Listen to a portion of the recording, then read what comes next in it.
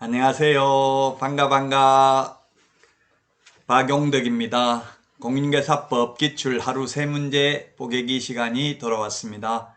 여러분 문제 풀기 전에 먼저 구독, 좋아요, 알람 설정 꼭 부탁드립니다.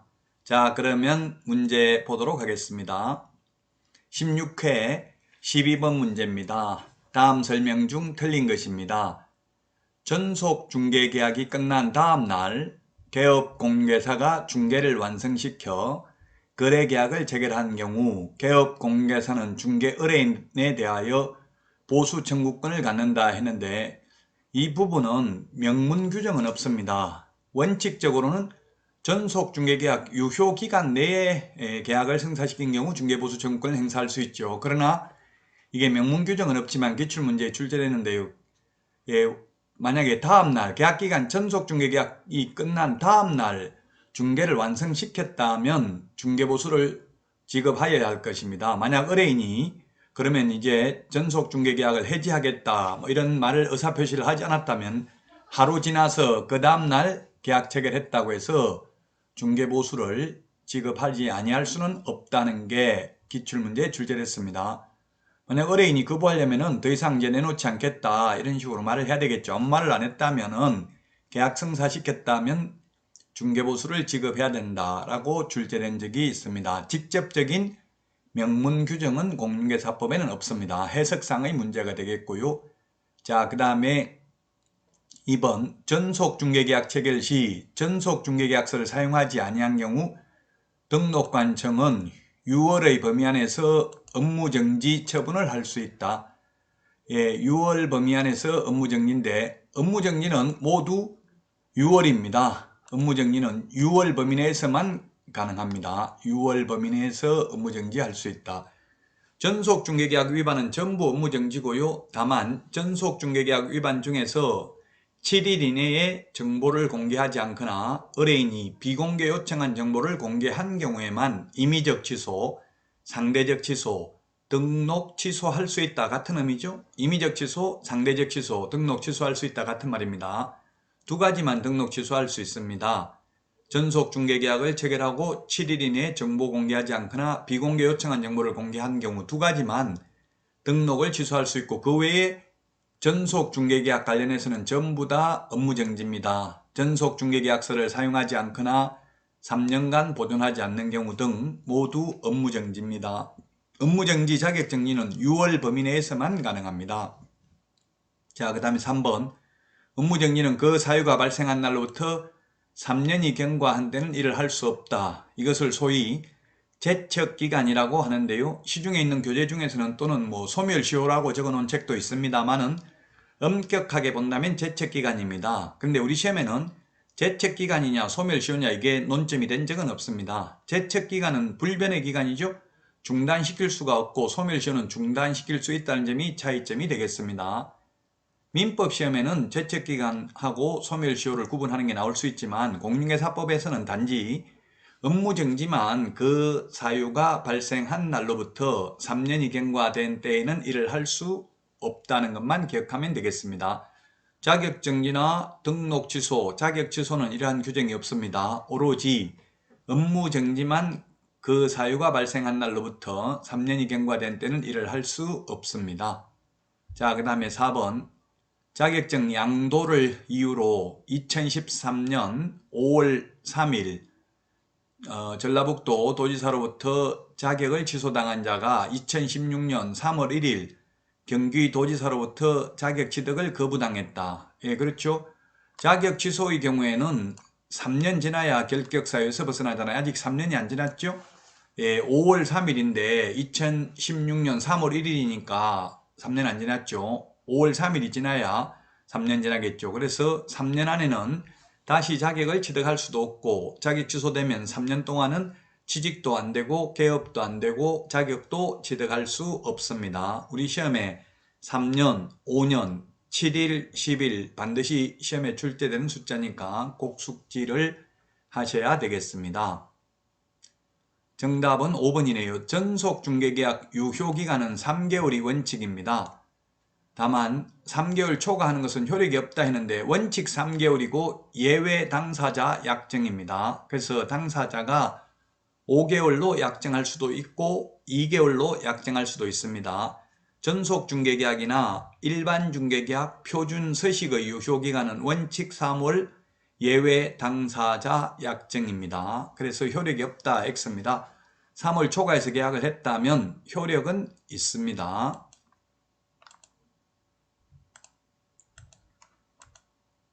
그래서 정답은 5번. 전속중개계약 유효기간은 원칙 3월, 예외 당사자 약정으로 달리 정할 수 있습니다. 다음 문제 볼까요? 13번입니다. 중개보수 청구권입니다. 중개보수가 시험에 2문제 나온다고 했죠? 계산하는 거 1문제, 그 다음에 일반적인 내용 1문제에서 2문제가 출제됩니다.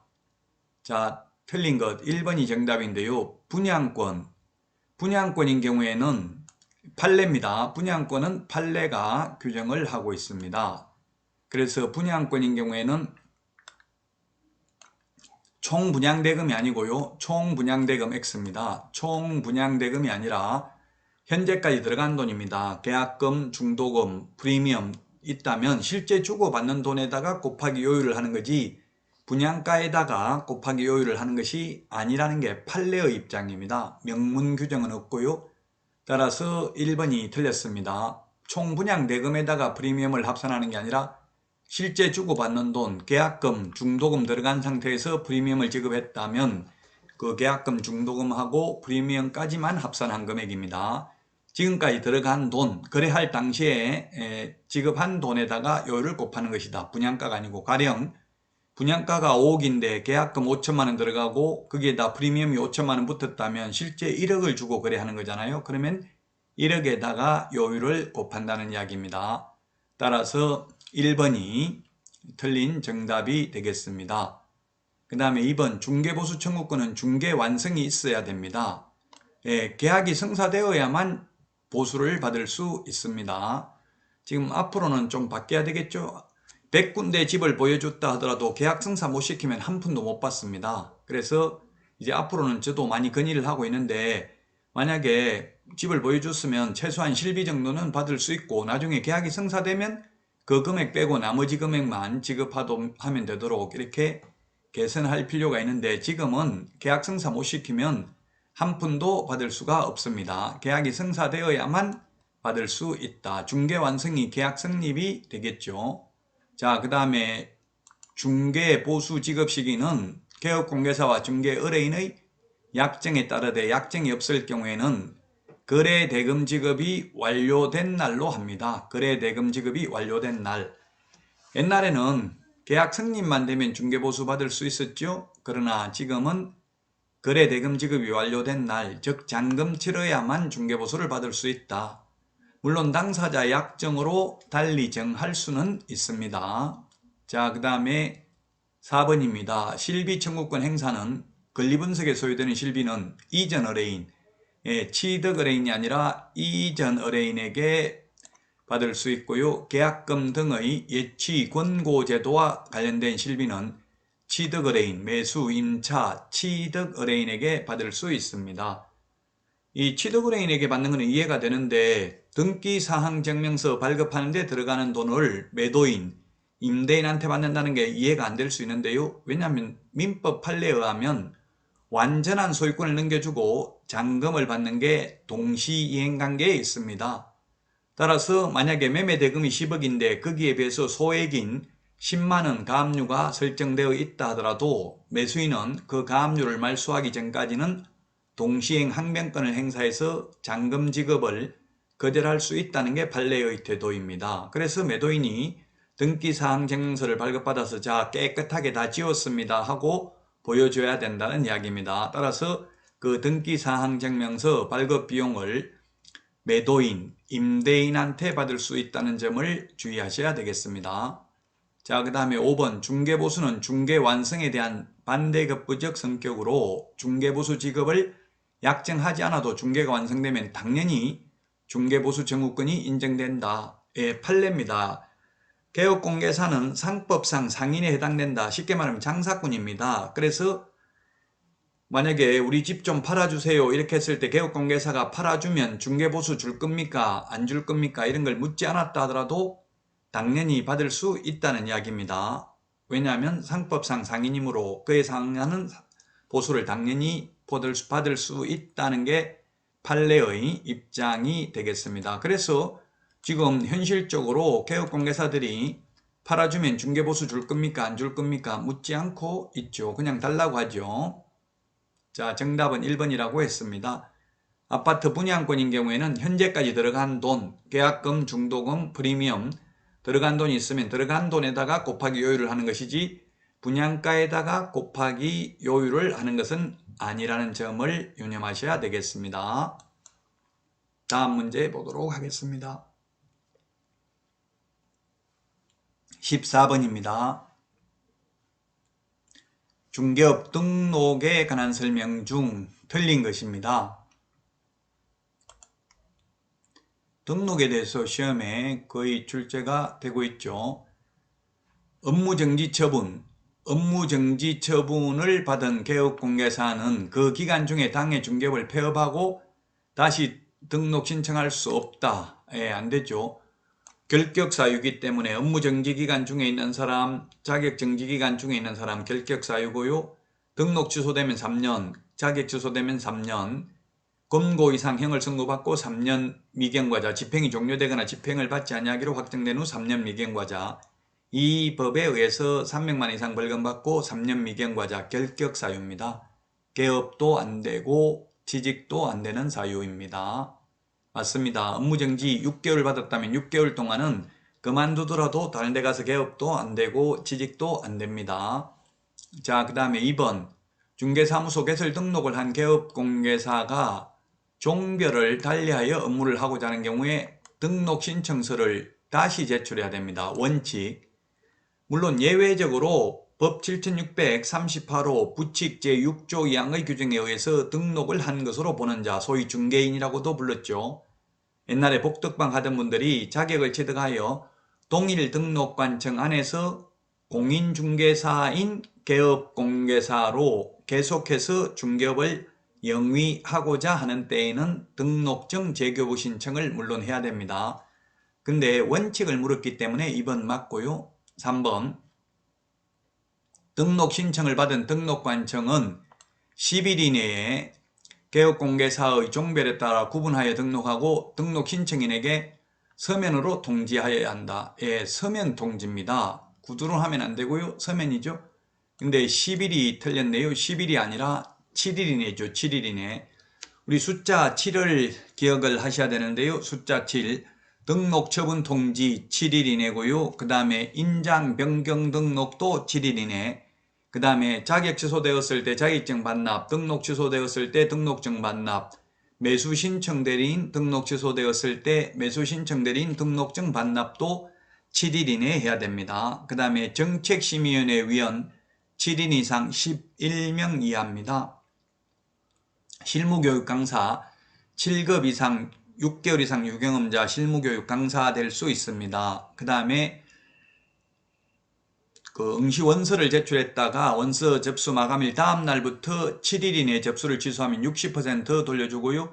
7일이 경과한 날부터 시험 시행일 10일 전까지 취소하면 50% 돌려준다는 규정도 있고요. 그 다음에 전속 중개계약 체결하면 7일 이내 정보를 공개해야 되고요. 그 다음에 사무소 이전 신고하면 이전 신고했을 때 신고하고 나면 처리기간 7일 이내에 처리를 해야 됩니다. 그 다음에 분사무소 설치 신고 확인서 교부도 7일 이내에 해야 됩니다. 분사무소 설치 신고하면은. 자, 그 다음에 등록할 인장 개인의 경우 7mm 이상 30mm 이내의 인장이어야 된다. 이런 말 있죠. 그 다음에 정책심의위원회 회계처 통보 7일 전까지 해야 됩니다. 그 다음에 허가구역 지정 공고 7일 이상 공고하고 15일간 열람하도록 해야 되죠. 시장군수구청장은. 그 다음에 7일 15가지를 정리했는데요. 10일하고 구분해서 반드시 정리를 해야 될 숫자입니다. 그 다음에 4번 등록관청은 중개사무소 개설 등록사항을 다음 달 10일까지 협회에 통보해야 된다. 다음 달 10일까지 협회에 통보해야 됩니다. 다음 달 10일까지 통보해야 되는 게 6가지가 있죠. 등록증, 교부는 통보해야 됩니다. 재교부는 통보하지 않죠. 그 다음에 분사무소 설치 신고사항, 사무소 이전, 휴폐업, 그 다음에 고용관계 종료 신고, 그 다음에 업무정지, 등록 취소 등 행정처분사항 6가지 다음 달 10일까지 협회에 통보해야 됩니다. 자, 그 다음에 5번 등록관청은 등록증을 교부하는 때에는 손해배상 책임을 보장하기 위한 보정설정 여부를 확인해야 된다. 자, 그래서 법에서는 보정설정을 업무 개시 전까지 보정설정하라고 되어 있지만 사실상 등록증 교부 전까지 보정설정을 해야만 합니다. 따라서 정답은 3번이 되겠습니다.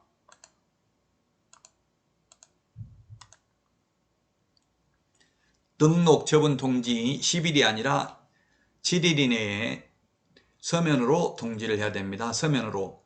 민법에서 서면으로 반드시 서면으로 해야 된다 하면 무조건 X입니다. 근데 공인중개사법에서는 서면으로 해야 되는 게 많이 있죠. 서면으로 통지해야 됩니다. 구두로 하면 안 되고요. 서면으로 해야 된다는 점 기억을 하셔야 되겠습니다. 수고 많으셨습니다. 강의 도움되셨습니까? 도움되셨으면 구독, 좋아요, 알람 설정 꼭 부탁드리겠습니다. 건강 조심하시고요. 다음 시간에 다시 찾아뵙겠습니다. 안녕히 계십시오. 여러분들 안녕.